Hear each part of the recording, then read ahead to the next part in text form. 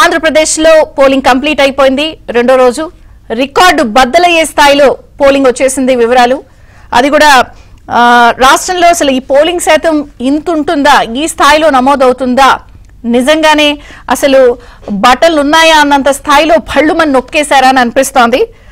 Record బద్దలైన polling శాతం 81.17 1.10 postal ballot, అలాగే మిగిలిందంతా 80% కలుపుకుని 81.17% రికార్డ్ స్థాయిలో టర్న్అవుట్ నమోదైనట్టుగా ఎన్నికల కమిషన్ వెల్లడించింది. అయితే ఎప్పుడైతే పోలింగ్ కంప్లీట్ అయిందో, పోలింగ్ శాతం వచ్చేసిందో, ఆంధ్రప్రదేశ్లో ఇప్పుడు ఒక రకమైనటువంటి చర్చ నడుస్తోంది. అటు ఏ ఇద్దరు మాట్లాడుకుంటున్నా పార్టీల్లో కానీ, లీడర్లు కానీ, కింది స్థాయి క్యాడర్ కానీ, వాట్సాప్ మెసేజ్లు, సోషల్ మీడియాలో ఒక్క మాట చాలా బాగా వైరల్ అవుతోంది. మండుతున్నట్టుంది, మండదా ఇది. చాలా సోషల్ మీడియా వేదికగా చాలా కౌంటర్కి కౌంటర్ నడుస్తోంది. ఎందుకు ఈ మాట ఇంత వైరల్గా అవుతోంది అంటే, ఎలక్షన్స్కి ముందు ముఖ్యమంత్రి గారు బటన్ నొక్కడానికి వెళ్ళినప్పుడు లేదా అనేక కార్యక్రమాలలోకి వెళ్ళినప్పుడు ఆయన ఈ మాటను తరచుగా వాడారు. మండదా అక్క, మండదా చెల్లి, మండదా తమ్ముడు, ఇలా మాట్లాడారు. అయితే ఇప్పుడు ఎప్పుడైతే సోషల్ మీడియాలో మళ్ళీ దాన్ని కౌంటర్ చేస్తూ మండుతున్నట్టుంది, మండదా అన్న పాయింట్ ఎందుకు అవుతోంది వైరల్ గా అంటే, ప్రధాన కారణం పోలింగ్ శాతమే అనేది ఎక్కువ మంది ఆంధ్రప్రదేశ్లో మాట్లాడుకుంటున్నారు. ఉమ్మడి ఆంధ్రప్రదేశ్లో కానీ, ప్రత్యేకంగా విభజిత ఆంధ్రప్రదేశ్ రాష్ట్రం ఏర్పడిన దాంట్లో కానీ ఇంత స్థాయి రికార్డ్ పోలింగ్ గతంలో ఎన్నడూ నమోదు అవ్వలేదు. 79, గతంలో మనం 2019 చూసినప్పుడు 79.14%. కానీ అది ఇప్పుడు రికార్డు బద్దలయ్యే స్థాయిలాగా 81.17% పోస్టల్ బ్యాలెట్ తో కూడా కలుపుకుని, అంటే ఈ పోలింగ్ శాతమే జగన్ మంటకి కారణం అనేది ఎక్కువ శాతం మంది విశ్లేషిస్తున్నారు.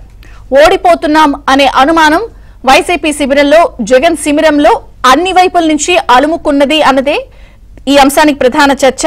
అదొక రకంగా వాళ్ళని వణికిపోయేలాగా చేస్తున్నాయి రెండో రోజు నుంచే అని చెప్పొచ్చు. ఎలా చెప్పేస్తున్నారు వణికిపోతున్నాయి అన్నప్పుడు, 2 రోజుల నుంచి జాగ్రత్తగా కొన్ని పరిణామాలు మనం విశ్లేషిస్తే, అసహనం, ఆక్రోశం, ఉడుకుబోత్తనం, ఏం చేస్తున్నామో తెలియటం లేదు, సహనం కోల్పోవడం, అవి దాడుల రూపంలో బయటపడటం ఒక అంశం. 2, మనం జాగ్రత్తగా గమనిస్తే అధికార పార్టీకి సంబంధించి, అంటే వైసీపీ రిజల్ట్స్ వచ్చే వరకు వాళ్ళే అధికార పార్టీ కాబట్టి వాళ్ళకి సంబంధించిన నాయకులు పెడుతున్న ప్రెస్ మీట్లు మనం గమనిస్తే, అసలు ఈ రాష్ట్రంలో ప్రజాస్వామ్యం ఉందా, అసలు పోలీసులు పనిచేస్తున్నారా, అసలు ఏకపక్షంగా వ్యవహరిస్తారా, ఇదేం పద్ధతి అంటూ Ambati Rambabu garu press meet, Anil Kumar Yadav press meet, Roja press మీట్లు, వీటితో పాటు సజ్జల రామకృష్ణారెడ్డి గారు అయితే అసలు ఏదో తేడా ఉన్నట్టే ఉంది ఆయన వ్యాఖ్యలైతే. మొన్నటి వరకు కూడా అసలు ఇదంతా మాకు పడిపోయిన ఓటింగ్ అంతా పాజిటివ్ ఓట్ అని చెప్పినప్పటికీ కూడా ఒక్క పూట్ల ఆయన కూడా మాట మార్చేశారు. మహిళలు, వృద్ధులు తమకే ఓటేశారని, యువతకు ఐకాన్ జగన్మోహన్ రెడ్డి గారని, తెల్లారేసరికి టీడీపీ రిగ్గింగ్ ఆరోపణలకు పాల్పడిందనేది మాట మార్చేశారు. పాజిటివ్ ఓట్ అన్న దగ్గర నుంచి రిగ్గింగ్ ఆరోపణ దాకా వచ్చేశారు. ఆయన మాట కూడా మారిపోయింది. ఇక విధ్వంసకాండ ఏ స్థాయిలో ఆంధ్రప్రదేశ్ లో కొనసాగుతోందంటే, తిరుపతి, తాడిపత్రి, పల్నాడులో వైసీపీ మూకలు అసలు ఎంత బరితెగించి చెలరేగిపోయాయంటే నెత్తురోడుతున్నాయి. పల్నాడు నెత్తురోడుతోంది. తన్నండి, తరమండి, తగలబెట్టండి అన్నట్టుంది. పోలింగ్ మర్నాడు నుంచే కారంపూడిలో ఘటనలు యుద్ధభూమిని తలపిస్తోంది. తిరుపతిలో చంద్రగిరిలో అయితే ఏకంగా టీడీపీ అభ్యర్థి పులివర్తి నానిపైనే హత్యాయత్నం. ఆయన గన్మన్ కైతే ఇదంతా కూడా రక్తం ఓడుతున్న పరిస్థితి. సామాన్యంగా ఇలాంటి ఘటనలు, దాడులు పోలింగ్ కి ముందు లేకపోతే పోలింగ్ కి వారం ముందో 10 రోజుల ముందో జరుగుతూ ఉంటాయి. కానీ పోలింగ్ అయిపోయిన రెండో రోజు నుంచి కూడా ఇంకా ఈ విధ్వంసకాండ, అసలు పోలింగ్ మొదలవక ముందు నుంచే ఏజెంట్లను భయపెట్టి జరిగిన తతంగం చూసాం. ఇక పోలింగ్ అయిపోయిన రెండో రోజు కూడా అదే నెత్తురోడుతున్న పరిస్థితి, అదే హింసాకాండ, అదే హత్యాయత్నాలు, బరితెగింపు, ఉక్రోషం, ఆక్రోస్తనం, ఉడుకుబోత్తనం అన్ని భయపడుతున్నాయి. దానికి ప్రధాన కారణం పోలింగ్ శాతం, ఓడిపోతున్నామనే భయం. అంటే ఇప్పటిదాకా ఇదంతా ఎలా చూడాలి అంటే, రెండో రోజుకే అధికార పార్టీ వైసీపీలో కాన్ఫిడెన్స్ పోయిందా, కూటమిలో జోష్ ఎందుకు పెరిగింది, సో అధికంగా ఈ ఓటింగ్ శాతం ఎలా చూడాలి అంటే, మేనిఫెస్టోలు, సిద్ధాంతాలు ఇవన్నీ కూడా జనం పట్టించుకోలేదా, జగన్ వర్సెస్ యాంటీ జగన్ అనే విషయాన్నే పరిగణలోకి తీసుకున్నారా, కేవలం అసలు ఈ రాష్ట్రాన్ని కాపాడుకోవాలనే దేశాలు, పట్టణాలు, నగరాలు దాటి పల్లెలకు పోటెత్తి సొంతూళ్ళకెళ్లి ఓటు వేశారా, జగన్ వర్సెస్ యాంటీ జగన్ అనే నరేటివ్ లోనే ఈ ఎలక్షన్స్ జరిగాయా, ఈ పోలింగ్ శాతం ఇంత జరగడానికి ప్రధాన కారణం ప్రభుత్వంపై సహజంగా ఎక్కడైనా వ్యతిరేకత ఉంటుంది, అది ద్వేషంగా టర్న్అవుట్ అయి ఇంత పోలింగ్ శాతం వచ్చిందా? మొత్తంగా ఇటు పోలింగ్ శాతం ఈ స్థాయిలో రావడానికి కారణం ఏంటి? ఇది ఎవరికి లాభం, ఎవరికి నష్టం? అలాగే ఈ విధ్వంసకాండ ఎలా చూడాలి పోలింగ్ తర్వాత? ఈ అన్ని అంశాలు చర్చిద్దాం. చిన్న విరామం తర్వాత ఈ అన్ని అంశాలపై చర్చ ప్రారంభం. మొత్తానికి ఆంధ్రప్రదేశ్ లో పోలింగ్ పర్సెంటేజ్ వైసీపీ చేస్తున్న దాడులకి లింక్ ఉందా? జగన్ వర్సెస్ యాంటీ జగన్ అనే సిద్ధాంతం మీద ఎలక్షన్ జరిగిందా? జనం జగన్ ని నమ్మలేదా అని చర్చిద్దాం. మనతో పాటు జాయిన్ అయ్యారు టీడీపీ నుంచి మాజీ మంత్రి నక్కా ఆనంద్ బాబు గారు, జర్నలిస్ట్ లక్ష్మీనారాయణ గారు, జనసేన నుంచి కూసింపూడి శ్రీనివాస్ గారు. అందరికీ స్వాగతం. నక్కా ఆనంద్ బాబు గారు, మీతో ప్రారంభిస్తాను. సో ఆఫ్టర్ లాంగ్ టైం చాలా కష్టపడ్డారు మీరందరూ గ్రౌండ్ లో. అసలు ఎలక్షన్ రోజు అయితే పల్నాడులో మీ ప్రాంతంలో పోలింగ్ స్టార్ట్ కాకముందే గొడవలు. సో ఎనీవేస్ ఆ గొడవల్లోకి మళ్ళీ వస్తాను నేను. ఒకటి, రికార్డు పోలింగ్ అన్ని చోట్ల కూడా రికార్డు పోలింగ్ 81.17, ఆల్మోస్ట్ 82 అనుకోండి. మీరు విద్యార్థి నాయకుడి నుంచి మంత్రి స్థాయి వరకు ఎదిగారు, అనేక ఎలక్షన్స్ చూసుంటారు. ఈ రికార్డు పోలింగ్ పై ఫస్ట్ ఆఫ్ ఆల్ మీ కామెంట్ ఏంటి?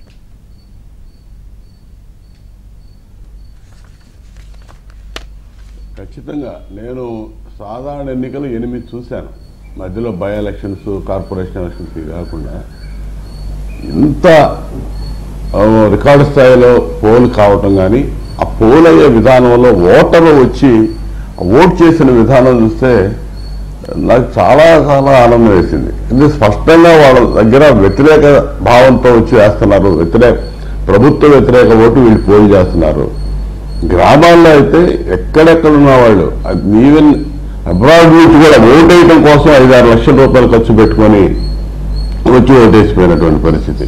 హైదరాబాద్, చెన్నై, బెంగళూరు, అసలు ఎక్కడెక్కడ ఉన్నారు, వేరే పక్కన నియోజకవర్గాలు, పక్క పట్టణాల్లో, నగరాల్లో ఉన్నటువంటి వ్యక్తులు కానీ అసలుకి ఏ విధంగా వచ్చారంటే గ్రామాలు పూర్తిగా అసలుకి నిండిపోయినాయి. ఎప్పుడు ఖాళీగా ఉండేవి. మా ప్రాంతంలో ప్రధానంగా డెల్టా ప్రాంతంలో నేను చూసినప్పుడు ఎప్పుడు చూసినా ఊళ్ళన్నీ ఖాళీగా కనపడుతుంటాయి. అసలు ఒకరోజు ముందు సండే వచ్చింది, విపరీతంగా తాకిడి, గ్రామాలు మొత్తం నిండిపోయింది. ఇదేంటంటే 100% వ్యతిరేక ఓటు. అంటే వీడి మీద, ఈ ప్రభుత్వం మీద అంత కసితో ఎదురు చూస్తా ఉన్నాడు. ఈ రాష్ట్రాన్ని సర్వనాశనం చేశాడు, భ్రష్టు పట్టించాడు. ఇక భవిష్యత్ అనేది లేదు. ఈరోజు మనం ఖచ్చితంగా మన ఓటు హక్కు వినియోగించుకొని ఈ దుర్మార్గ ప్రభుత్వాన్ని పారద్రోలకపోతే అసలు అయిపోయింది, ఈ రాష్ట్రం పరిస్థితి అయిపోయిందనే ఒక ఫీలింగ్తో వచ్చి ఓటు చేశారు. అందులో అనుమానమే లేదు. నేను గతంలో ఎప్పుడు చూడలేదు ఇటువంటి స్పందన అనేది. దాన్ని చూసి నేను చాలా సంతోషపడ్డాను. చంద్రిక గారు, జనరల్ గా సార్ ఎలక్షన్స్ లో ఒక నరేటివ్, ఒక ఎజెండా ఉంటుంది. ఆ పాయింట్ బేస్డ్ గా ఎలక్షన్ జరుగుతుంది. అంటే ఏదో ఒకటి మేనిఫెస్టోలో ఇస్తున్న పథకాలో, లేకపోతే ఒక నరేటివ్ అనేది బిల్డప్ అయి ఉంటుంది ఎలక్షన్ అన్నప్పుడు. కానీ ఈసారి ఆంధ్రప్రదేశ్ లో ఒక మేనిఫెస్టో మీద చర్చలు పెద్దగా మాట్లాడలేదు, ఎవరు ఈ స్కీముల మీద మాట్లాడలేదు. వెళ్ళాలి, ఓట్ వెయ్యాలి, గుద్దాలి అన్నట్టు ఉంది. అంటే ఈ జగన్ వర్సెస్ యాంటీ జగన్ కిందే జరిగిందనేది అందరూ మాట్లాడుతున్నారు. మీకేమనిపించింది అందరూ జనంతో మాట్లాడినప్పుడు? వాళ్ళు ఏ పాయింట్ మీతో మాట్లాడుతున్నారు?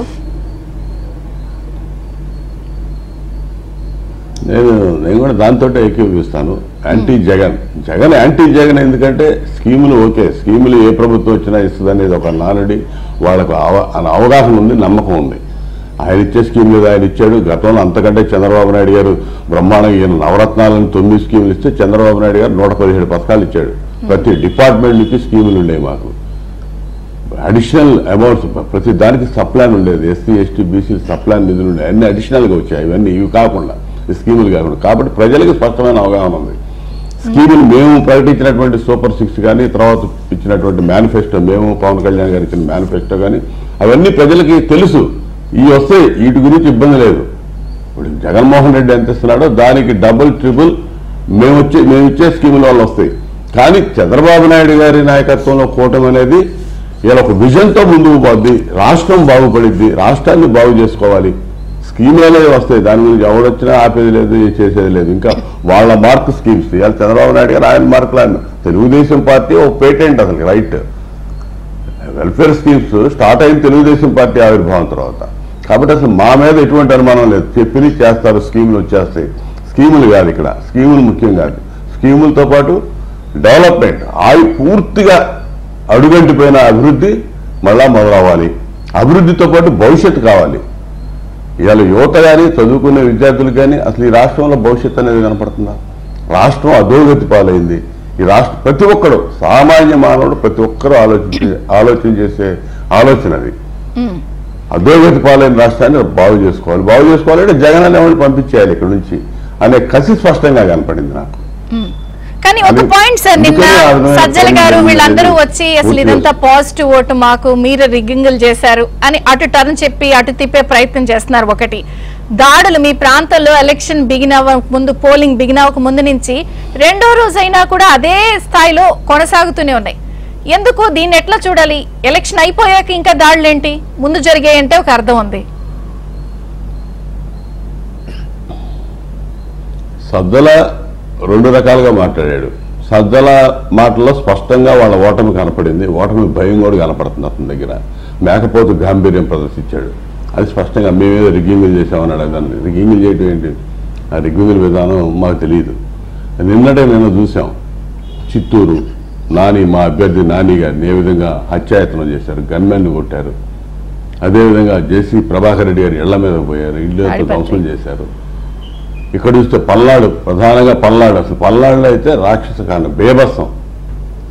కారంపూడి మండల హెడ్ క్వార్టర్ కారంపూడిలో 300-400 మంది వాడు ఎమ్మెల్యే తమ్ముడి ఆధ్వర్యంలో నిశ్చితంగా రోడ్ల మీద పడ్డారు. దాన్ని పోలీసులు కూడా చోద్యం చూస్తూ ఉన్నారు. మా అభ్యర్థి ఆల్రెడీ ఇంటిమేషన్ ఇచ్చాడు 3 గంటల టైంలో, వీళ్ళు చర్యలు తీసుకోవడంలో విఫలమయ్యారు. ఇవన్నీ ఏంటంటే ఫ్రస్ట్రేషన్, నిరాశ నిస్పృహలకు లోనయ్యి ఏదో ఒకటి చేయాలి, మా ప్రాభవం నిలబెట్టుకోవాలి, లేకపోతే మా ఇది ఎగ్జిస్టెన్స్ కోసం తాపత్రయం పట్టడం తప్ప ఇంకోటి కాదు. పెద్ద రాక్షస మోక ఏ విధంగా రోడ్ల మీద పడిద్దో ఆ విధంగా ఒక గొరిల్లా యుద్ధంలాగా అసలు ఎక్కడెక్కడి నుంచి వచ్చారు రాత్రంతా కూడా 30 మంది 40 మంది ఇంకా విడిపోయారు, గ్రూపులు విడిపోయి గ్రామాల మీద పడాలి, తెలుగుదేశం పార్టీ అనుకూలంగా ఓటింగ్ జరిగినటువంటి గ్రామాలను ధ్వంసం చేయాలి అని ఒక పథక రచన చేశారు పిన్నెల్లి బ్రదర్స్ మాచర్లు. వీళ్ళకి రోజులు దగ్గర పడ్డాయి, అవి గుర్తుపెట్టుకోవాలి. ఏదో అనుకుంటా ఉన్నారు.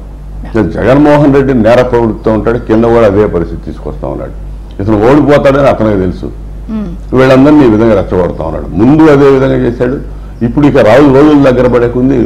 ఇక ఈ విధంగా చివరి టైంలో కూడా ఇదే పరిస్థితులు చేస్తా ఉన్నారు. ఇవాళ 2 రోజుల ముందు వీళ్ళు ఓడిపోతారనటానికి ఒకటే ఉదాహరణ, మీరందరూ పేపర్లో పెట్టిన బ్యానర్ హెడ్డింగ్ 3 days కరెక్ట్ గా పోలింగ్ 3 days ఉందనంగా వీళ్ళు ఏం చెప్పారు, ఎప్పుడో 3-4 నెలల క్రితం బటన్ నొక్కినటువంటి స్కీములు 6 స్కీములు సంబంధించి బటన్ నొక్కుడు రిలీజ్ చేయకుండా ఆపి 3 రోజుల ముందు ఆ జవహర్ రెడ్డి అయినా కూడా హడావిడి చేశాడు. సిఎస్ బుద్ధి తక్కువ, మొదటి నుంచి నేను అంటానన్నా సిఎస్ అంత పనికి మాలిన లేడని. ఆ సిఎస్ ఏం చేశాడు, ఖచ్చితంగా 3 రోజుల ముందు అవన్నీ రిలీజ్ చేయాలని చెప్పి పెట్టాడు. ఎలక్షన్ కమిషన్ ఆపయా ఎలక్షన్ అయిన తెల్లారి రిలీజ్ చేయమన్నారు. 1 రోజు టైం ఇచ్చాడు, 1 రోజులో రిలీజ్ చేయ, ఆ తర్వాత ఎలక్షన్ అయిపోయిన వెంటనే రిలీజ్ చేయమని.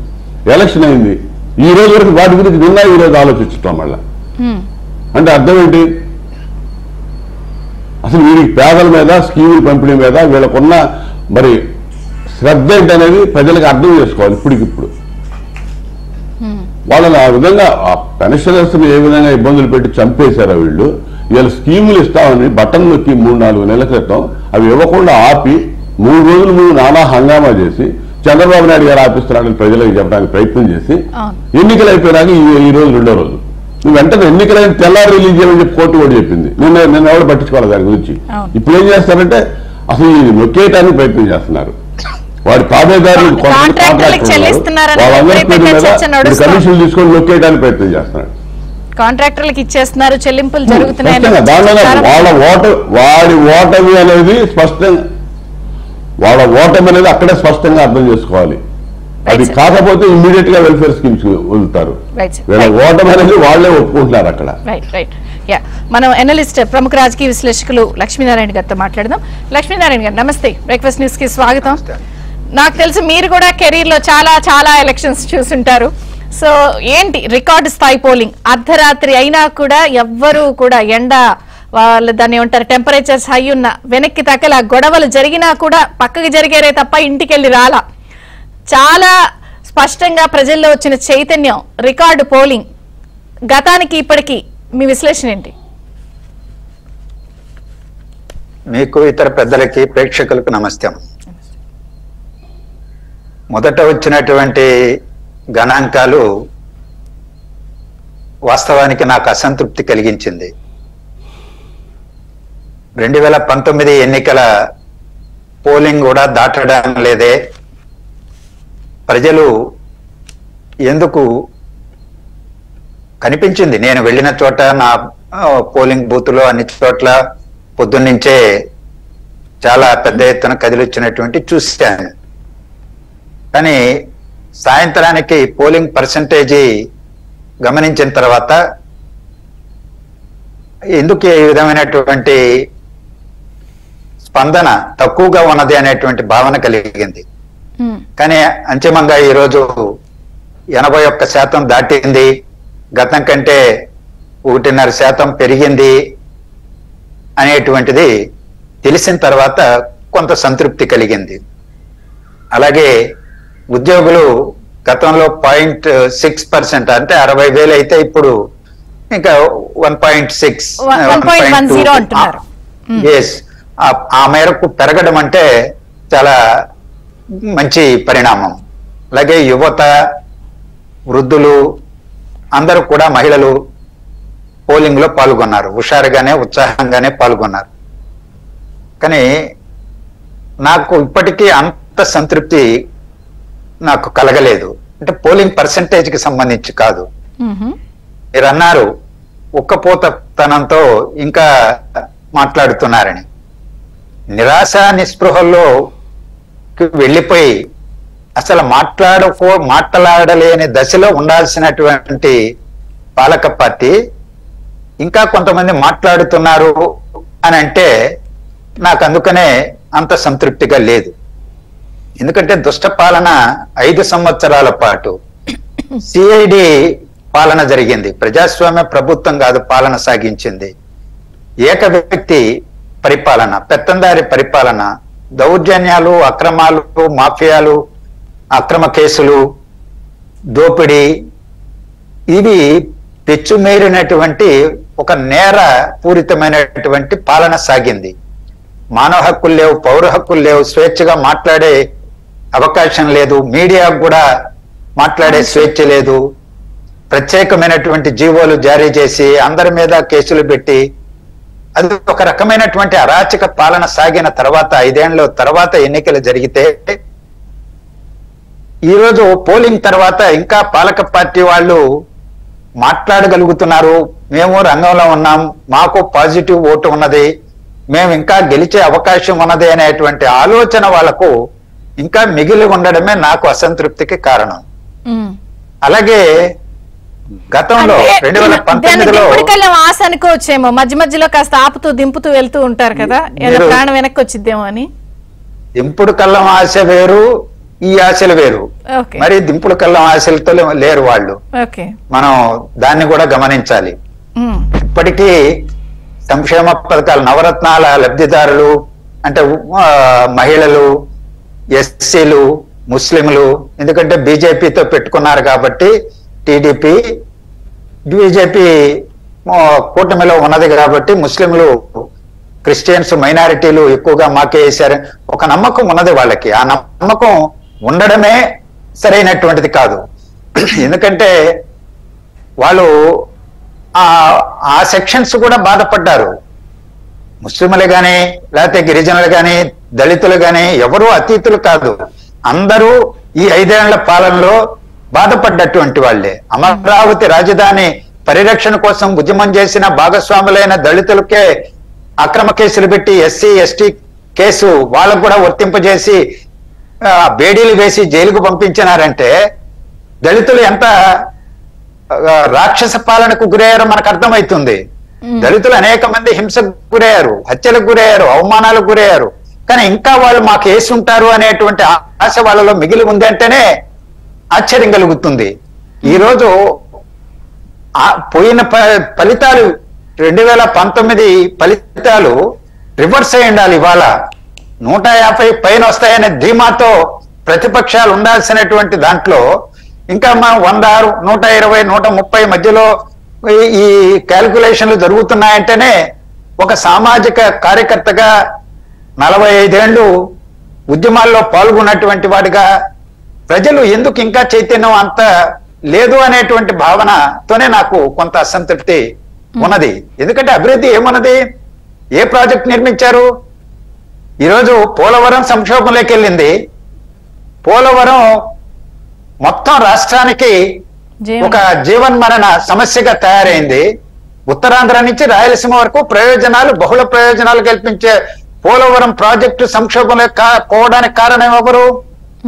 రాయలసీమ ఎత్తిపోతల పథకం అని చెప్పి చేపట్టి 800 కోట్ల రూపాయలు అప్పు తీసుకొచ్చి వరదల్లో వేసేశారు. నిరుపయోగం. ఒక్క ప్రాజెక్టు ఒక్క అడుగు ముందుకు వేయలేదు. మరి రాయలసీమ ప్రాంతంలో నీటి పారుదల ప్రాజెక్టు లేకపోతే జీవితం ఏంటి? అంటే లక్ష్మీనారాయణ గారు ఒక్క పాయింట్ చెప్పండి సార్. ప్రజలు ఏ అంశాన్ని పరిగణలోకి తీసుకున్నారు ఇంత ఓటింగ్ రావడానికి? అంటే యువత గాని, మహిళలు గాని, నేను ప్రస్తావిస్తున్న ఈ అంశాలన్నీ పరిగణలోకి తీసుకున్నారు కాబట్టి ఈ ప్రభుత్వాన్ని ఓడించారు. నిక్షిప్తమైంది తీర్పు నిక్షిప్తమైంది, ఓడించారు. ఈ గవర్నమెంట్ పోతుంది. ఈ అన్ని అంశాలు ఈ దుష్టపాలన వల్లనే. కానీ ఇంకా రావలసినంత వెల్లువ ఈ ప్రభుత్వానికి వ్యతిరేకంగా ఎందుకు రాలేదని నేను ఆలోచిస్తున్నటువంటి పరిస్థితి. సార్ ఒక్క పాయింట్ చెప్పండి. ఇప్పుడు రెండు రోజులు అయింది, అంటే రెండో రోజు ఇక్కడ రకరకాల నెరేటివ్స్ ఉంటాయి, లేదా రకరకాల ఇంత శాతం పోలింగ్ అయింది అంటే ప్రజలు కసిగా వచ్చి ప్రభుత్వానికి ఉన్న ప్రభుత్వానికి వ్యతిరేకంగా వేశారన్నది ఒక బేసిక్ ఫార్ములా. కానీ దాన్ని కూడా ఒప్పుకోకుండా అలా ఏం లేదు ఇదంతా పాజిటివ్ ఓట్ అని అంటాన్ని ఎట్లా చూడాలి? ఇంకా పాజిటివ్ ఓట్ అదని చెప్తున్నారు. ఇప్పుడు చూడండి, అమరావతి రాజధాని ఆపేయడంతో తీవ్రంగా నష్టపోయినటువంటిది రాష్ట్రం. కానీ ప్రత్యేకంగా విజయవాడ ప్రాంతం, గుంటూరు ఇవన్నీ కూడా విజయవాడ అర్బన్ ఓటర్స్ స్పందించారు. ఆ రీతిలో పోలింగ్ జరిగిందా? గ్రామీణ ప్రాంతంలో 80-85% జరిగిన నియోజకవర్గాలు ఉన్నాయి. కానీ ఎందుకు విజయవాడ ఓటర్ కదలలేదు? వాళ్ళ ఆలోచనకి మనం వాళ్ళని తప్పు పెట్టే ముందు ఇటువైపు కూడా మనం ఆలోచించాలి. విశాఖ ఉక్కు కర్మాగారం అది వెన్నెముక.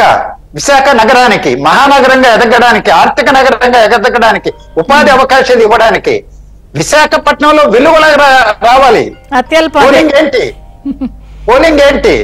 కానీ వాళ్ళకు నెగిటివ్ గా ఉంది. గిరిజనుల ప్రాంతాల్లో మాకు పదిలంగా ఉన్నారే అనుకున్నారు. కానీ గిరిజన ప్రాంతాల్లో పోలింగ్ జరగలేదే పెద్దగా.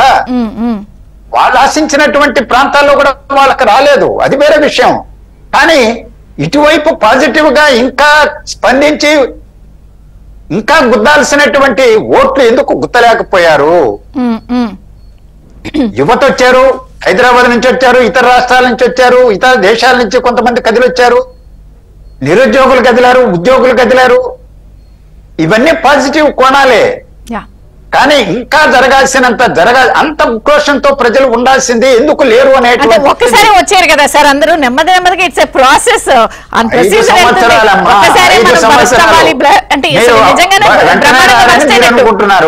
5 సంవత్సరాల దుష్ట పరిపాలన నేను అంటున్నా. ప్రజావేదికతోనే మొదటి నెలలోనే మొదలు పెట్టాడు. భూట యాజమాన్య హక్కు చట్టాన్ని ఎప్పుడు ప్రారంభించాడు? ఆయన ముఖ్యమంత్రి అయిన 2వ నెలలోనే బిల్లు తీసుకొచ్చారు. 2వ నెలలోనే. కూచంపూడి శ్రీనివాస్ గారు నమస్తే. బ్రేక్ఫాస్ట్ న్యూస్ కి స్వాగతం. జనసేన నుంచి ఉన్నారు. స్టేట్ లో 81.17 ఒక record polling. Exclusive Pithapuram 87%. So ఇది రికార్డులకే రికార్డు. ఏం చెప్తారు? రికార్డు మెజారిటీయా? సో మీ Pithapuram percentage and state percentage మీద మీ కామెంట్ ఏంటి? విజయచంద్ర గారు, మీకు ప్యానల్ ఉన్న పెద్దలు నమస్కారం అండి. 87% పిఠాపురం, కాస్త ఇంచు 86% ఏమో కుప్పం. అంటే మాట్లాడితే జగన్మోహన్ రెడ్డి గారు మాట్లాడినటువంటి నినాదం ఏంటంటే వైనాట్ 175 అనే పదంతో పాటు వైనాట్ కుప్పం అన్నాడు. అదే సందర్భంలో పవన్ కళ్యాణ్ గారిని అసెంబ్లీలోకి అడుగు పెట్టనా అని చెప్పేసి శబ్దాలు కూడా చేశాడు. దీన్ని పవన్ కళ్యాణ్ గారు, చంద్రబాబు గారి కంటే ప్రజలు చాలా సీరియస్గా తీసుకున్నారు. తీసుకుని ఈ రోజున మీకు పిఠాపురంలో పరిస్థితి ఏంటంటే మధ్యాహ్నం దాటిన తర్వాత వైసీపీకి సంబంధించినటువంటి ఏజెంట్లు కూడా అక్కడ లేకుండా బయటకు వెళ్ళిపోయిన పరిస్థితి. ఎందుకంటే వాళ్ళకి ఓటమి అర్థమైంది. ఆఖరికి పిఠాపురం అభ్యర్థి వైసీపీ అభ్యర్థి వంగా గీత గారు వస్తుంటే కూడా ఆవిడని కూడా మీరు గాజు గ్లాస్ గుర్తు వేయండి అని చెప్పేసి అడగడం మీరు చూశారు కదా. అంటే పరిస్థితులు అంటే ఎన్నో రకాలుగా అక్కడ పెద్దిరెడ్డి మన మిథున్ రెడ్డి గారు లాంటి వారిని వాళ్ళని మోహరించి ఎన్ని వందల కోట్లైనా ఖర్చు పెట్టి రకరకాలుగా కుట్రలు చేద్దామని ప్రయత్నం చేశారు. కానీ ప్రజలు ఒక వన్ సైడ్గా డిసైడ్ అయిన తర్వాత ఇటువంటి కుట్రలకు ఏమి తావులేదు అనేది నిరూపించారు. మీరు గతంలో చంద్రబాబు గారి ఇంటి మీదకి దాడి జరిగింది చూసేటప్పుడు అప్పుడు ఏమన్నాడండి జగన్మోహన్ రెడ్డి గారు, వాళ్ళకి బీపీ వచ్చింది అన్నాడు. ఈ రోజు రాష్ట్ర ప్రజలకి బీపీ వచ్చింది. ఈ పాలన చూసి, వీళ్ళ అరాచకాలు చూసి, వీళ్ళు చేస్తున్నటువంటి ఆర్థిక విధ్వంసాన్ని చూసి ప్రజలకు బీపీ వచ్చి ఓట్లేశారు. అని ఎందుకంటే నేను అనుకోవడం ఇంకా ఎలక్షన్ కమిషన్ ఫైనల్ నెంబర్ ఇంకా చెప్పలేదేమో, నేను 82% దాటుతుంది అనుకుంటున్నాను. నేను ఖచ్చితంగా 82% అంటే సామాన్యమైనటువంటిది కాదు. అంటే ఇంకా లక్ష్మణ గారు చెప్పినట్టు ఇంకా కొంచెం ఇంకా రావాల్సింది ఉంటుంది. కానీ ఏదో వివిధ కారణాలు కావచ్చు, వివిధ కారణాలతో తగ్గించవచ్చు. కానీ ఇది అద్భుతమైన ఓటింగ్. అందులోని ఎప్పుడైతే ప్రభుత్వ ఉద్యోగులు దాదాపు వెల్లువెత్తి వచ్చి దాదాపు 4.5 లక్షల మంది ఓటేశారో అది కూడా ఒక రికార్డు. అంటే ఇదంతా కూడా గతంలో ఇప్పుడు మీరు విధ్వంసాల గురించి వాటి గురించి చూపిస్తున్నారు. ఈ 5 సంవత్సరాలు మాత్రం జరిగింది ఏంటంటే 2 అప్పులు, అరాచకాలు. ఈ రోజుకి ఎలక్షన్స్ అయిపోయిన తర్వాత కూడా ఈ దాదాపు మళ్ళీ అప్పులోనే కూర్చున్నాడు. ఈ 44 రోజుల్లోనే దాదాపు 17,000 కోట్లు అప్పు చేశాడు. మళ్ళీ అరాచకాలు. ఏదైనా ప్రభుత్వం మళ్ళీ నేను అధికారంలోకి వస్తున్నాను అనేటువంటి సంకేతాలు వారికి ఉన్నప్పుడు ఎన్నికలు ముందు కావచ్చు, ఎన్నికలు అయిపోయిన వెంటనే కావచ్చు, ఇటువంటి అరాచకాలకి ఎప్పుడు పాల్పడదు. అదే సందర్భంలో ఇందాక ఆనందబాబు గారు చెప్పినట్టు నిజంగా వీరు ప్రభుత్వం కానీ మళ్ళీ వస్తుంది అనుకుంటే ఇమ్మీడియట్ గా 14,000 కోట్లు నేనే రిలీజ్ చేసేసి ప్రజలకు ఒక సంకేతం ఇచ్చేవాడు. ఇదిగో ఈ 14,000 కోట్లు మొన్న వేసేసేవాడిని ఎలక్షన్స్ ముందు, ఈ చంద్రబాబు గారు వీళ్ళందరూ ఆఫ్ చేశారని చెప్పేసి ఒక నింద మళ్ళీ వేసేవాడు. అది ఈ కండా వాళ్ళ కాంట్రాక్టర్లకి రిలీజ్ చేసుకోవడానికి ప్రయత్నాలు చేస్తున్నారంటే అతను ఓటమి అర్థమవుతుంది. నేను అంటుంది అంటే ప్రజలు కూడా ఏది ఆలోచన చేశారంటే మద్యపానం, ధూమపానం లేకపోతే జోదం కంటే ప్రమాదకరమైన ఏదైనా ఉందంటే వైసీపీకి ఓటేయడం అనే భావన వచ్చింది. కాబట్టి కులాలకి ఆయన అంటాడు కదా, కులాలకి, మతాలకి, ప్రాంతాలకి అతీతంగా నేను పాలన చేశాను, అతీతంగా నేను పథకాలు ఇచ్చాను అన్నాడు కదా. ఈ రోజున రాష్ట్రంలోని ప్రజలందరూ కూడా కులాలకి, మతాలకి, ప్రాంతాలకి అతీతంగా ఓట్లేశారు. అతీతంగా జగన్మోహన్ రెడ్డి వ్యతిరేకంగా ఓట్లేశారు. ఇది చాలా స్పష్టంగా వారి మొహాల్లో కనిపిస్తుంది. ఈ మధ్యకాలంలో వారి కూలి మీడియా కొంతమంది పెరిగారు కదా, ఆ మీడియాలో కూడా వారి ముఖారవిందాలు గమనిస్తే అర్థమవుతుంది. అంటే ఓటమి ముందు ఏ విధంగా ఉంటుందో చావుకలు అంటాం మనం తెలుగులో అయితే, అది కళ కనపడుతుంది. అయినా కూడా జగన్మోహన్ రెడ్డి గారు మొండితనం అందరికి తెలుసు. ముందు కదా రాజకీయ గారి పేరు మార్చే పోస్ట్ ఒకటి ఏదో వైరల్ అవుతుంది. అంటే ఆల్రెడీ మేము పెద్ద ఆయన మేమేం అనలేదు. కానీ ఆయన ఏదో ఉద్రేకంతో ఒక ఇగోతోటి ఆయన పేరు ఆయన నిర్ణయించుకున్నాడు. పేరు మార్చమని ఆయన పేరు ఆయన ఎంచుకుని పద్మనాభరెడ్డి గారు అని చెప్పి పేరు ఆయనే పెట్టుకున్నాడు. కానీ మరి దానికి సిద్ధమవుతారేమో అని చెప్పేసి మేము కూడా ఎదురు చూస్తున్నాం. ఎందుకంటే ఒక విధమైనటువంటి ఆయన ఒక ఉద్యమ నేత నుంచి వచ్చాడు. కాపులకి ఏదో ఇంత తరపున నేనే ప్రతినిధి అంట. మరి ఈ రోజున కాపులకి అన్యాయం చేసినటువంటి జగన్మోహన్ రెడ్డికి తర్వాత కనీసం ఎటువంటి హామీ ఇవ్వలేనటువంటి జగన్మోహన్ రెడ్డికి మరి ఆయన ఎందుకు అంత పాల్గొతున్నాడో అలా వారి కూతురే కూడా చెప్పింది కదండి. కేవలం పవన్ కళ్యాణ్ గారిని తిట్టించడానికే మొదటి పద్మనాభాన్ని ఉపయోగించుకుంటున్నాడు జగన్మోహన్ రెడ్డి. నేను అంటుంది ఇవన్నీ కూడా వాస్తవాలు ఏంటంటే ఈ రోజున రాష్ట్రంలో మనం ఎంత మాట్లాడుకున్న 5 సంవత్సరాలు బట్టి ప్రతిపక్ష పార్టీలుగా ఒక బాధ్యతాయుతంగా కొన్ని సలహాలు, సూచనలు ఎక్కడిచ్చినా ఆ సలహాల సూచనలు పాటించకపోగా నేను ఎంత అరాచక పాలన చేసినా, ఎంత ఆర్థికంగా ఎంత విధ్వంసం చేసినా, రాజధాని విషయంలో 3 ముక్కలు ఆటలు ఆడినా, పోలవరం విషయంలో ఎన్ని మాటలు తప్పినా, నేను సంపాదించినటువంటి ఏదైతే అక్రమాస్తులు ఉన్నాయి కాబట్టి అక్రమ సొమ్ము, ఆ సొమ్ముతో ఓట్లు కొనుగోలు చేయొచ్చు. ప్రజలు పేదవారు కాబట్టి డబ్బులకు అమ్ముడైపోతారు, వాళ్ళకి ఏ విషయాలు తెలియదు అనేటువంటి భావనలో ఉండి ఎన్నో రకాలైనటువంటి కుట్రలు చేసినటువంటి జగన్మోహన్ రెడ్డికి ఈ రోజున ఆంధ్రప్రదేశ్ ప్రజలు నిజంగా ఒక చారిత్రాత్మకమైన తీర్పు ఇవ్వబోతున్నారు. కానీ దీన్ని వరుసగా నిన్న మొన్నటి నుంచి చూస్తే సాకులు, వైసీపీ నాయకులందరూ మీడియా ముందుకు వచ్చి చెప్తున్న సాకులు, ఈసీని అంటున్నారు, పోలీస్ డిపార్ట్మెంట్ అంటున్నారు. అసలు ఆ పల్నాడులో పరిస్థితి మీరు ఇందాక ఆనందబాబు గారు కూడా చెప్పారు. పట్టభద్రులు ఎన్నికలు జరిగినప్పుడు మా ఓటర్లు కాదన్నారు, మా ఓటర్లే కాదన్నారు. అటువంటి వ్యక్తులు ఈ రేపు పొద్దున్న ఎలక్షన్స్ అయిపోయిన తర్వాత కూడా గవర్నమెంట్ ఇచ్చిన తర్వాత అసలు ఓట్లు వేయలేదు, పోలీసులతో ఎలా రిగ్గింగ్లు చేసేసారు, సిగ్నల్స్. అంబటి రాంబాబు అయితే అతను సత్యనపల్లి రీపోలింగ్ అంటాడు.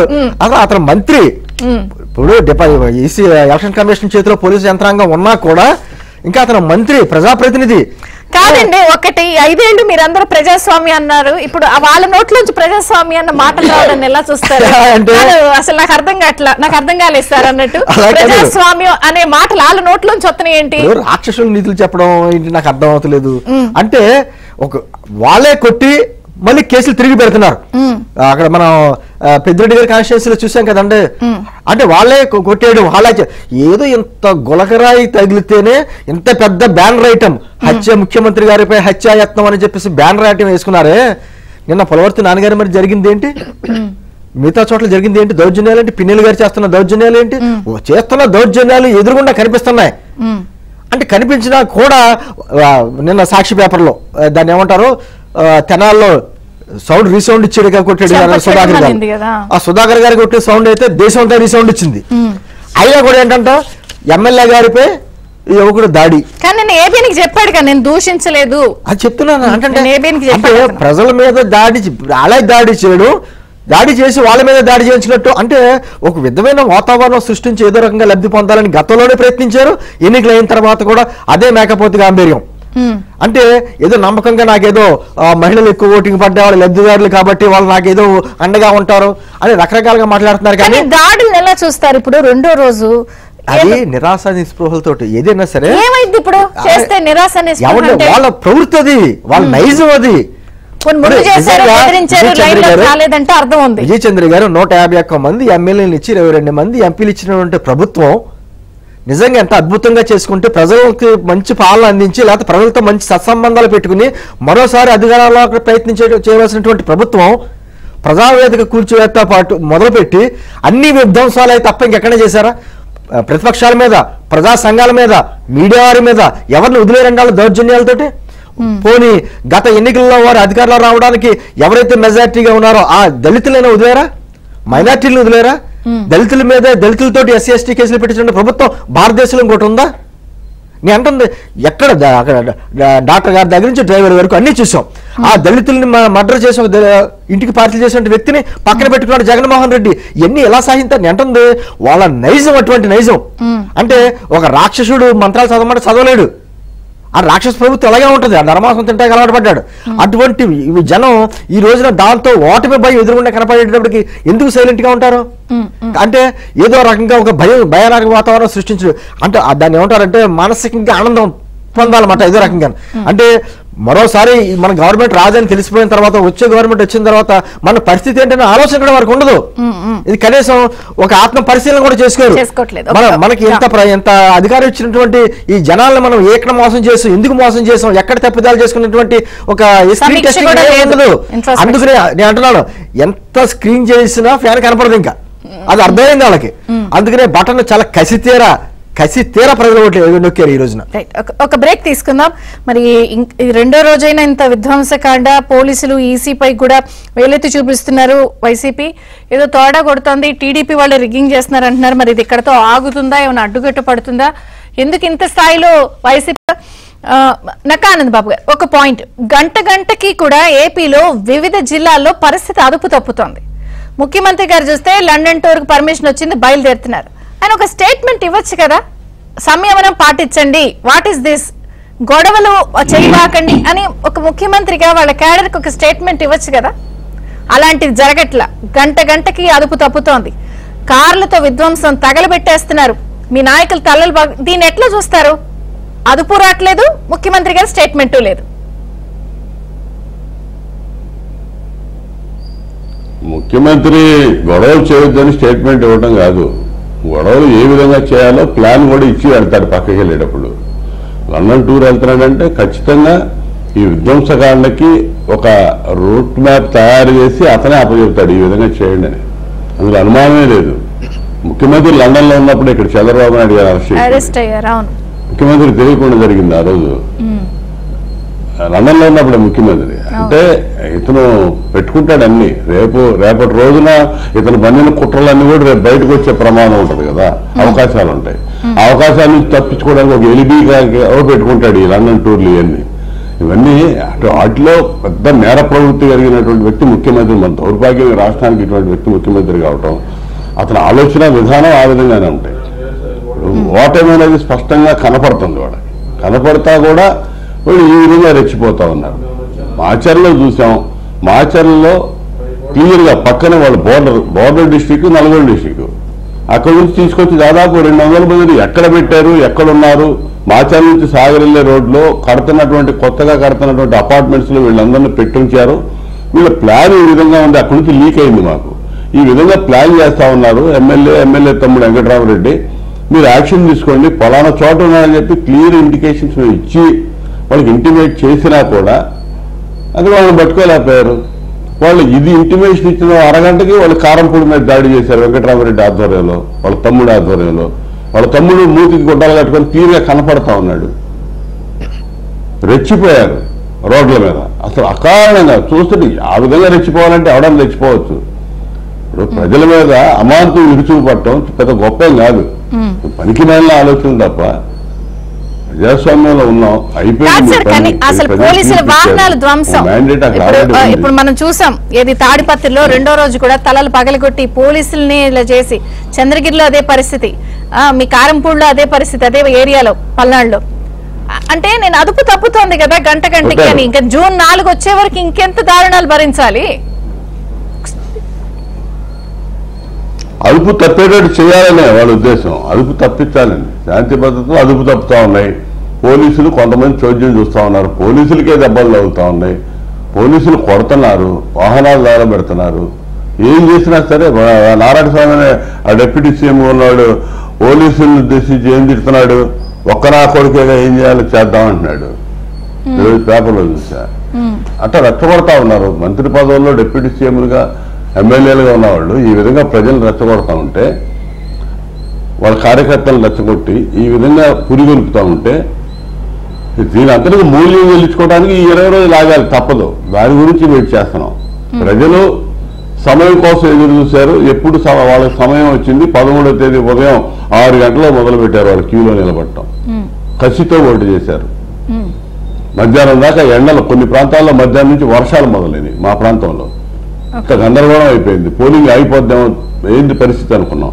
రికార్డు స్థాయిలో నా దగ్గర 86.43% పోలైంది. నాకు మధ్యాహ్నానికి డౌట్ వచ్చేసింది, వర్షం పడి విపరీతమైన వర్షం మా దగ్గర. ఏం చేయాలి, పోలింగ్ పర్సంటేజ్ తగ్గిపోయేటట్టుంది ఎట్లా అనుకో. ఖచ్చితంగా మధ్యాహ్నం 1:30-2 గంటల నుంచి 4 గంటల దాకా వర్షం వచ్చింది. కానీ ఆ వర్షంలో తడుస్తా నాంతా బారులు పెరుగుతా ఉన్నాయి తప్ప ఎక్కడ తగ్గల. రికార్డు జిల్లాలో 86.43% పోలేదు నా దగ్గర. అంటే అంత కసి వీళ్ళ మీద కసి అంటే రాష్ట్రాన్ని నాశనం చేశారని బాధ. అందుకంటే వ్యక్తిగత కసి, కక్ష కాదు ప్రజలకి. రాష్ట్రం సర్వనాశనం. జనరల్ గా ఒక ప్రభుత్వం మీద కసి, దాన్ని ఏమంటారు, వ్యతిరేకత అనేది సహజం ఉంటాయి. కానీ ఇది ద్వేషంగా మారిపోయేంత లైన్ లో నిలబడ్డన్నట్టే అనిపించింది అనేది ఎక్కువ మంది మాట్లాడుతున్నారు. లక్ష్మీనారాయణ గారు ఒక పాయింట్ చెప్పండి సార్. ఈ దాడులు, దౌర్జన్యాలను ఎలా చూడాలి? ఆగటం లేదు ఇవి. ఎవరు కూడా ఆపండి అని అధికార పార్టీ నుంచి స్టేట్మెంట్లు ఇవ్వట్లేదు. సంయమనం పాటించండి, పోనీ మనమే గెలుస్తామన్న మాట మాట్లాడట్లేదు. గతంలో కూడా మనం చూసాం, రాయలసీమ, పల్నాడు, ఇతర ప్రాంతాల్లో కూడా పోలింగ్ నాడు జరిగినటువంటి హింస, దానితో పాటు కొనసాగింపుగా పోలింగ్ ముగిసిన తర్వాత 2-3 రోజుల పాటు కూడా జరుగుతూ ఉంటాయి. కానీ ఈ దఫా వాటి ఇది తక్కువ ఉన్నప్పటికీ వీటిని కూడా జరగకుండా నివారించగలిగినటువంటి పని పోలీసు యంత్రాంగం చేయాలి. వాళ్ళకు సమాచారం ఉంటుంది, నిఘా వ్యవస్థలు ఉన్నాయి, పోలీసు వ్యవస్థ, ఇవన్నీ కూడా. బాధ్యత కలిగినటువంటి రాజకీయ పార్టీల నాయకులు ఒక ఇన్సిడెంట్ జరగగానే వెంటనే స్పందించి ఇటువంటి వాటికి పాల్పడకూడదు అని ఒక గట్టి సందేశం ఇవ్వాల్సినటువంటి అవసరం ఉంది. ఎవరు అధికారంలో ఉన్నారో ఆ పాలక పార్టీ వాళ్ళు, వాళ్ళ నాయకులు, ముఖ్యమంత్రి గాని మొదలుకొని అందరూ కూడా బాధ్యతగా వ్యవహరించాలి. లేకపోతే ఇవాళ ఇంకా పెట్టయిపోతారు. ఇంకా రాబోయే 2-3 రోజులు కూడా చాలా జాగ్రత్తగా ఉండాలి పోలీస్ వ్యవస్థ నివారించడానికి. ఇప్పుడు నేను చూశాను, తిరుపతిలో అభ్యర్థి మీద దాడి జరిగింది. ఆ పోలీసులు ఎవరు చేశారో మాకు తెలుసు, వెంటనే వాళ్ళ మీద చర్యలు తీసుకుంటామని చెప్పారు. చెప్పడమే కాదు, చర్యలు తీసుకోవాలి, ప్రివెంట్ చేయాలి. ఈరోజు అలాంటి పరిస్థితి వస్తేనే రాబోయే 2-3 రోజులు కూడా నివారించడానికి అవకాశం ఉంటుంది. ఓటమి అంచునున్నటువంటి వాళ్ళకు ఉక్రోషం ఎక్కువ, కోపం ఎక్కువ, ఇతరుల మీద దాడులు చేసేటువంటి అవన్నీ ఉంటాయి, ఆవేశాలు వీటన్నిటికీ. అందులో గ్రామీణ ప్రాంతంలో ఎక్కువగా ఇటువంటి మనం చూస్తుంటాం. అందుకని రాజకీయ పార్టీలు, ప్రభుత్వ యంత్రాంగం, పోలీసు వ్యవస్థ ప్రధానంగా అప్రమత్తంగా ఉండాల్సినటువంటి అవసరం ఉంది. ఒకటి ఇప్పుడు ఈ ప్రభుత్వం లేకపోతే అధికార పార్టీ నాయకుల వ్యవహార శైలి అందరికీ తెలిసిందే కాబట్టి ఈసీ ప్రత్యేకించి దృష్టి పెట్టాలి. వాళ్ళు ఈసీని అంటున్నారు, అదే అంటారు. అందుకనే అంటాం మానరు ఎలాగైనా, కాకపోతే ఈసీ ప్రత్యేక దృష్టి పెట్టాలి. అందులోని ఈ బ్యాలెట్ బాక్సులు ఎక్కడ ఉంటాయో ఆ కేంద్రాలు మాత్రం మరింత పటిష్ట భద్రత పెట్టాలి. ఎందుకంటే ఈ ప్రభుత్వంలో పచ్చడి కోనసీమలోనే చిచ్చుపెట్టినటువంటి ప్రభుత్వం ఆ రోజున అమలాపురం దగ్గర ఇన్ని జరిగినాయి మనం చూసాం. అంటే అటువంటి నైజం ఉన్నటువంటి నాయకులు ఈ ప్రభుత్వం ఉన్నప్పుడు ఖచ్చితంగా అధికార పార్టీతో కాకుండా ప్రతిపక్ష పార్టీ నాయకులు అందరూ కూడా కొంచెం సమయం పాటించాలని చెప్పేసి కార్యకర్తలకి అన్ని ఎలర్ట్ గా కూడా ఉండడం అని చెప్పుకుంటూ వెళ్తాయి. అందులో ముఖ్యంగా ముఖ్యమంత్రి గారు లండన్ వెళ్తున్నటువంటి ఈ సమయంలో ఈ 17వ తారీఖు నుంచి 1వ తారీఖు వరకు మరింత అప్రమత్తంగా ఉండాలి. ఎందుకంటే ఈయన నేను లేను అక్కడ నాకేం తెలుసు అన్న మాటలు మాట్లాడతారు. చంద్రబాబు గారు ప్లాన్ చేసేసి ఏదైనా చేయడానికి కూడా అవకాశాలు ఉన్నాయి. కాబట్టి మరింత అప్రమత్తంగా ఉండాలి, మరింత జాగ్రత్తగా ఉండాలి. ఎందుకంటే ఏదో ఒక అలలు సృష్టించి ఆంధ్రప్రదేశ్ అంటే ఏదో ఒక మచ్చ తీసుకొచ్చే ప్రయత్నాలు జరుగుతాయి. కాబట్టి ఖచ్చితంగా ప్రజలు, ప్రతిపక్ష పార్టీలు, నాయకులు, ప్రజా సంఘాలు అందరూ కూడా అప్రమత్తంగా ఉండాలని మా విజ్ఞప్తి. థ్యాంక్ యూ కూసంపూడి శ్రీనివాస్ గారు, నాకు ఆనంద్ బాబు గారు, థ్యాంక్ యూ, లక్ష్మీనారాయణ గారు, థ్యాంక్ యూ సార్. ఇది బ్రేక్ఫాస్ట్ న్యూస్ అప్డేట్స్ కొనసాగుతాయి, చూస్తూనే ఉండండి ABN.